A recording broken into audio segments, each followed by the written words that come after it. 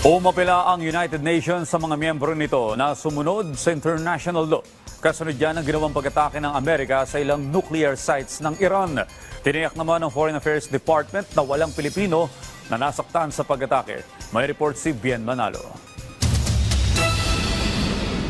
Ikinaalarma ng United Nations ang ginawang pag-atake ng Estados Unidos sa Fordow, Natanz at Esfahan, ang tatlong nuclear site sa Iran. Ayon sa UN, posible anilang magpalala pa ito sa tensyon sa pagitan ng Israel at Iran. Kaya nananawagan sila sa mga member state na ipatupad at sundin ang international law para marisulba ang hidwaan. Iginiit naman ni Iranian Foreign Minister Abbas Araghchi na lumabag sa international law ang US bilang permanenteng miyembro ng United Nations Security Council. Kinundi na rin niya ang mapangahas na pag-atake at nagbabala na may everlasting consequence ang naturang paglusob. Ayon kay DFA Undersecretary Eduardo De Vega, walang Pilipino ang naiulat na nasugatan o nasawi sa naturang pag-atake. Matatanda ang itinaas ng DFA sa Alert Level 3 kamakailan ang sitwasyon sa Israel at Iran dahil sa nagpapatuloy na sigalot doon.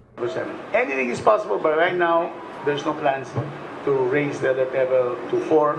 In fact, if the situation returns to pre-June 13, we can lower the alert levels.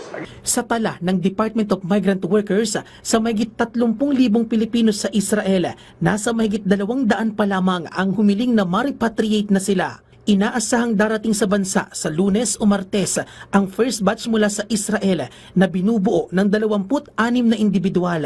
Ayon naman sa DFA, aabot sa 30 mula sa mahigit 1,000 Pilipino sa Iran ang nagsabing nais na nilang ma-repatriate. Habang sa Huwebes naman, inaasahang makakarating ng Pilipinas ang first batch mula sa Iran na binubuo ng 8 Pinoy. Kasalukuyan na rin anilang pinuproseso ang pag-uwi ng 10 Pinoy na turista roon. Siniguro naman ng Department of Migrant Workers at Overseas Workers Welfare Administration na handa silang sumaklolo at magbigay ng tulong sa mga Pilipinong magbabalik bansa dahil pa rin sa umiinit na tensyon sa pagitan ng Israel at Iran. Para sa mga nais mag-avail ng Voluntary Repatriation Program ng OWA, maaring mag-email sa naka-flash sa inyong TV screen at ipadala ang mga sumusunod na dokumento.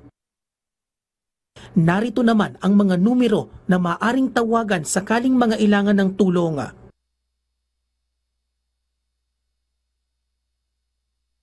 Bien Manalo para sa Pambansang TV sa Bagong Pilipinas.